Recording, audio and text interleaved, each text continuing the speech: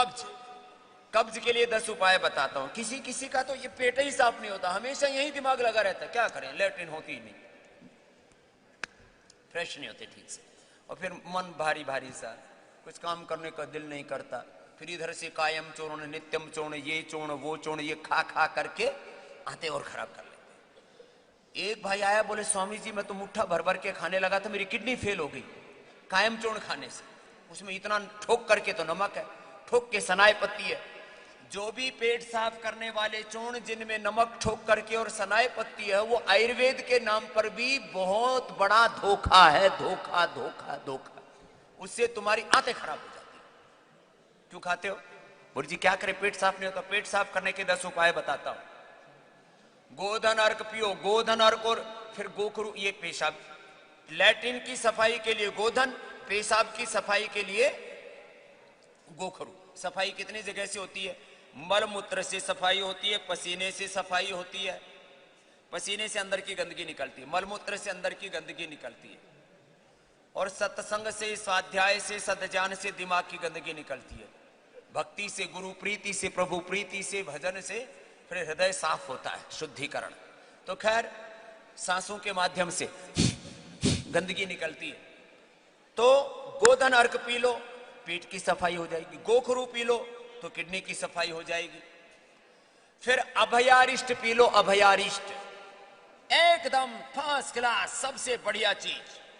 अब मैंने आसव अरिष्टों के बारे में कम बोला, ये भी मुझे बोलना पड़ेगा, ये भी एक बहुत बड़ा विज्ञान है, ये भी एक बहुत बड़ी चिकित्सा है। आसव अरिष्ट जिनके कब्ज 20-20, 30-30 साल से पेट ही साफ नहीं होता, जब देखो तब पेट पकड़े बैठे रहते हैं। फिर पेट साफ करने का चूर्ण लेते हैं तो मरोड़ा होता है, क्योंकि उसमें वही सनाई पत्ती और ये सब कबाड़ा होता है, मरोड़ा होता है। फिर दस्त लग जाते हैं, फिर गुड़गुड़ होने लगता है, फिर ऊपर से कोई कोई तो इतने जोर से रे राम गैस छोड़ते, पड़ोसियों तक पता लगता है इस घर में गैस होती है, और ऐसे बैठे बैठे मारते हैं। और ये मोटे मोटे आदमी जब थोड़ा सा यूं हिलने डुलने लगे ना, तो समझ लेना पटाखा फोड़ने वाले हैं। ऊपर से नीचे से गैस फैलती रहती है। मोटे आदमी की तो निकलती नहीं। एक सेठ ने एक आदमी रख रखा टांग उठाने के लिए, उसका निकलता ही नहीं। एक आदमी ने कुर्सी बना रखी, बीच में से काट रखी, मैंने कहा ये कुर्सी कैसी? बोले बाबा जी ये छोड़ने के लिए। सच्ची बोलते हो, ऐसे कर रखे लोगों ने जुगाड़बाजी। गैस बनती। अभयारिष्ट पी लो, अभयारिष्ट। अभया कहते हैं यस्य माता गृहे नास्ति तस्य माता हरितकी। हरितकी से, हरण से अभयारिष्ट बनता है, और ये निर्दोष है। जिनको शुगर है, उनको थोड़ी दिक्कत आती है, वो अभया चूस लेना। अभयारिष्ट जबरदस्त है। जिनको क्रोनिक कॉन्स्टिपेशन है, उनका बता रहा हूं, 20-20, 30-30 साल हो गए पेट पकड़ के बैठे रहते हैं। अभयारिष्ट पियो, सुबह उठते ही आंवला एलोवेरा पी लो, कुछ दिन लगातार पी लो, परमानेंट ठीक हो जाता है। एक हमारे ओपी श्रीवास्तव जी बहुत बड़े आदमी है, लखनऊ में रहते हैं, मेरे से बोले स्वामी जी 20 साल 30 साल हो गए, कब्ज नहीं ठीक होता है। मैंने उनको ये गोधन अर्क बताया, तब से अब तक उनको, फिर मेरे से एक बार बीच में बोले 5-6 साल पहले, स्वामी जी आपने जो गोधन अर्क बताया था ना, उसने मेरी कब्ज को ऐसा ठीक किया, अब तो सुबह उठते ही 1 मिनट में पेट साफ हो जाता है। नहीं तो पहले, अब योग कहते हैं योग के लिए वक्त नहीं मिलता, योग के लिए वक्त नहीं मिलता, क्यों? ये अभयारिष्ट है, बहुत जबरदस्त। ये आसव अरिष्ट सारे ना पतंजलि में ये भी बनते हैं। मस्तिष्क के लिए सारस्वतारिष्ट, अश्वगंधारिष्ट पूरे शरीर के लिए भी, हृदय के लिए अर्जुनारिष्ट, कब्ज के लिए अभयारिष्ट, पेट बहुत ज्यादा इंडाइजेशन है तो कुमार्यासव पुनर्नवारिष्ट, पेट में कीड़े रहते हैं तो विडंगासव, और बहुत ज्यादा खून खराब है अंदर से तो महामंजिष्टाद्यारिष्ट और खदिरारिष्ट, लेडीज के लिए दशमूलारिष्ट, अशोकारिष्ट, उनकी पीरियड की दिक्कतों के लिए माहवारी में ठीक से सफाई नहीं होती तो अशोकारिष्ट और दशमूलारिष्ट। अब ये आसव अरिष्ट ना, कि एकदम से इमीडिएटली लाभ करते हैं, जैसे कहते हैं इंस्टेंट बेनिफिट। इंस्टेंट बेनिफिट एक शब्द प्रयोग होता है, इंस्टेंट बेनिफिट। अशोकारिष्ट और 10 मूलारिष्ट, पत्रांगासव, आसव अरिष्ट बड़े जबरदस्त होते हैं। कब्ज के लिए अभयारिष्ट, अति बला के पत्ते कुछ दिन लगातार खा लो, कब्ज परम आंतों को ताकत आ जाएगी। लगातार खाली पेट एक सेव खा लो, एक सेव खाली पेट, सेव सेव एप्पल सेव बहुत जबरदस्त। सुबह खाली पेट एक सेव खा लो, और सेव चबा चबा करके खाना, जितना सलाइवा ज्यादा मिलेगा। खाना चबा चबा करके खा लो, खाने की मात्रा आधी समय डबल कर दो, कब्ज दूर हो जाएगी। ज्यादातर लोग 5 से 10 मिनट में भोजन को चट कर जाते हैं, ऐसे खाते हैं जैसे चोरी का माल खा रहे हो अपने घर में, हड़बड़ तड़बड़ में। जल्दी खाने की आदत हो रखी, और ये आदत है कि कुछ तो मेरे ही अगल बगल में रहते हैं, हमारे ब्रह्मचारी सन्यासी। मैंने कहा भाई ये नहीं, इनकी नहीं बात कर रहा, जल्दी जल्दी खाते हैं। अरे मैंने कहा भाई आराम से खा ले, भगवान का प्रसाद मान के खाना खा, गुरु का प्रसाद मान के खाना खा। ये क्या कर रहा है? पसीने आ जाते हैं पागलों की तरह, क्या करे जी, मुंह में टिकता ही नहीं है, इतना जल्दी जल्दी खाते 99% लोग।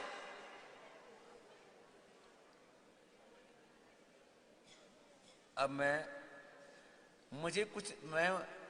कुछ लोगों को मुझे 20-30 साल हो गए समझाते समझाते, मैंने कहा धीरे खा लो। ऐसे खाते हैं, कुछ तो ऐसे पागलों की तरह खाते हैं, और कुछ धीरे धीरे चेपते हैं। 10 रोटी खा जाएंगे, मैं जितनी देर में 1 रोटी खाता हूं, मेरे सामने 10 रोटी खा जाते हैं, और पता ही नहीं लगने देते कब चेप दी। क्यों जल्दी जल्दी खाते हो? खबरदार, इसके ऊपर ध्यान दो, लिख करके रखो अपनी। कुछ की आदत है, डाइनिंग टेबल पर एक मोटे से पेपर में लिख करके रख दो, और जब खाना खाओ सामने रख दो। धीरे धीरे चबा चबा के प्रसन्नता से अन्नम ब्रह्मेति व्यजानात, अन्न को ब्रह्म मान करके, भगवान का प्रसाद मान करके स्वीकार करना है। आज से ही तुम्हारी कब्ज दूर हो जाएगी। छोटी सी बात है, याद नहीं रहता, आदमी भूल जाता है। प्रकृतिम यान्ति भूतानि निग्रह किम करिष्यति सदृशम चेष्टति स्वस्याः प्रकृते ज्ञानवान अपि। एक गुरुजी चपक चपक खाएं, अब कितना बेकार लगता है। हमारी माँ, हमने बचपन में 1-2 बार ऐसे चपक चपक के खाया तो डंडा मारा, बोले क्या कुत्ते की तरह खा रहे, खाना भी नहीं आता तेरे को, ऐसे ऐसे खाएंगे, जल्दी जल्दी खाएंगे, मन मार के खाएंगे, कुछ ना कुछ टीका टिप्पणी करते हुए खाएंगे। मैंने आज तक 50 साल से ज्यादा का हो गया, अभी मुझे बच्चा मत मानना, एक बार भी अन्न की निंदा नहीं की। एक बार तो मैं हिंडोन सिटी में राजस्थान में था, खीर में नमक डाल दिया, बोले जी बहुत अच्छी बनी। मैंने कहा बहुत अच्छी बनी है, ऐसी खीर तो खाई नहीं कभी जिंदगी। जब चले गए तो दूसरे दिन फिर हवन पे गए, तो वहां वो हाथ जोड़ के बोले जी आपने जो कल बताया नहीं, खीर में तो हमको ना वो बूरा की जगह नमक डल गया। मैंने कहा डर गया तो कोई बात नहीं, तुमने डाल दिया, हमने प्यार से खा लिया, इसमें क्या है। ऐसे अरे क्यों निंदा करते हो? रोटी जल गई, कच्ची है, पक्की है, नमक कम पड़ गया, जीरा ज्यादा डल गया, हींग कम डल गया, ज्यादा डल गया, मिर्ची ज्यादा डल गई, अभी ये हो गया। ऐसे ही नहीं, अन्नम ना निंद्यात, उपनिषद में उपदेश दिया ऋषियों ने, अन्नम ना परिचिक्षीत, अन्नम बहु कुर्वीत, अन्नम ब्रह्मेति व्यजानात। ये खाने चबा चबा करके खाना खाओ, कब्ज नहीं होगी। फिर कभी कभी सप्ताह में 1 बार तिफला चूर्ण ले लिया करो, सप्ताह में 1 बार, उससे पेट एकदम ठीक रहता है।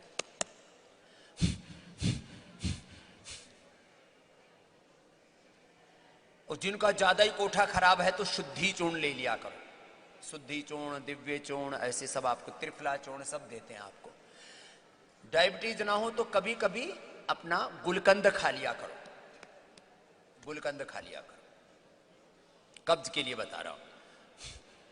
पिंडलियां दबा लिया करो, ये भी कब्ज का इलाज है, पिंडली दबा लिया करो। खाने के बाद वज्रासन में बैठ जाया करो।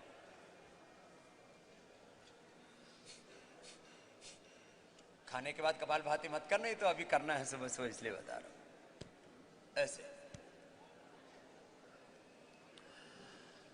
सेव खाना, मुनक्का, अंजीर, और एक अभी भारत में तो कम होता है, विदेशों में ज्यादा होता है, प्रून्स। प्रून्स भी खाने से, प्रून्स बोलते हैं, क्रोन्स डिजीज में भी फायदा करता है, कॉन्स्टिपेशन में भी फायदा करता है, आंतों को ताकत देता है। प्रून्स खा लिया करो खाली पेट। तीन प्रून्स बहुत ही ज्यादा कब्ज है तो चबा चबा करके 3 से 5 अधिकतम प्रून्स खा लिया करो। 2-3 अंजीर खा लिया करो।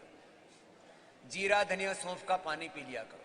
ये वीट ग्रास, ये एलोवेरा, ये लौकी, ये जितने भी आपको वेजिटेबल जूसेस बोलते हैं ना, ये पेट के एनवायरनमेंट को अच्छा कर देते हैं, धीरे धीरे आंतों को ताकत देते हैं। खाने में पहले पपीता, अनार, सेव, पपीता, अनार, सेव पहले खा लिया करो, चबा चबा करके। पहले ही दिन से कब्ज परमानेंट दूर। कुछ लोग पेट ही पकड़ के बैठे रहते हैं, बोल जी क्या करें जी, कब्ज दूर नहीं हुआ, बाकी तो बहुत ठीक हो गया, कब्ज दूर नहीं हुआ। फिर उससे हर्निया होता है, उसी से फिर कोलाइटिस, IBS, पायस, फिशर, फिस्टुला, एक बीमारी की भी, डिजीज की भी एक फैमिली, परिवार, कुटुंब, खानदान होता है उसका। फिर कब्ज के फिर बहुत बड़ी तरह की बीमारियां, 4 ट्रिलियन से ज्यादा तो गट बैक्टीरियाज होते हैं, वो सारे गड़बड़ हो जाते हैं। पूरा पेट का वातावरण, इन्वायरमेंट खराब हो जाता है कब्ज से, सड़ता रहता है। इसी के लिए यहां शंख प्रक्षालन कराते हैं। शंख प्रक्षालन से मैक्सिमम लोगों की कॉन्स्टिपेशन और मैक्सिमम माँ बहन बेटियों के जो है ये मेंस्ट्रुएशन की प्रॉब्लम, मासिक की, धर्म की समस्याएं खत्म हो जाती हैं। इतनी सी बात। कॉन्स्टिपेशन के लिए मिट्टी पट्टी बहुत अच्छी होती है, नेचुरोपैथी वाली मिट्टी पट्टी, और ये टब स्नान, हिप बाथ, जो बैठ करके ऐसे ऐसे पानी घुमाते रहते हैं, ये बहुत छोटी छोटी चीजें हैं ये, लेकिन बड़ी जबरदस्त चीजें हैं। ये मेडिकेटेड वाटर पिलाते हैं ना आपको, ये सब बड़े जबरदस्त है इसके लिए। सर्वकल्प और कायाकल्प लगातार कुछ दिन पी लो, पेट की आंतें इतनी मजबूत हो जाएंगी। आंतें अच्छी होनी चाहिए, लीवर अच्छा होना चाहिए। तो ये जो सर्वकल्प, कायाकल्प, लिवोग्रिट, लिवामृत आपको देते हैं उसी के लिए। आंतों में सूजन रहती है तो पुनर्नवारिष्ट ले लो थोड़ी देर तक। आंतें में किसी की सूजन रहती है, गुड़ गुड़ बोलता है। मंडूकासन, योग मुद्रासन भी करते हैं तो अंदर से ऐसे लगता है जैसे बादल से बरसते हो, गरजते हैं ऐसे, आंतें गरजती है, बहुत बुरी तरह से अंदर ऐसे गर्जना होती रहती है। कितनी बातें हैं। तो